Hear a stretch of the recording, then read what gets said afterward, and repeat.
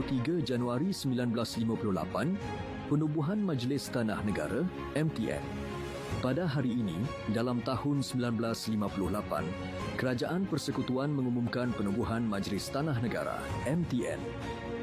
MTN dianggotai oleh 22 orang ahli dengan Encik Sulaiman bin Dato' Abdul Rahman, Menteri Dalam dan Keadilan dilantik sebagai pengerusi. Majlis ini mempunyai tanggungjawab menyusun dasar-dasar berkenaan tanah dan menjadi badan penasihat kepada Kerajaan Persekutuan dan Negeri dalam hal-hal berkenaan tanah. Tugas pertama yang diamanahkan kepada MTN adalah memperhalusi cadangan oleh pakar-pakar daripada Suruhanjaya Tanah Antarabangsa yang telah menjalankan kajian berkenaan tanah di Persekutuan Tanah Melayu.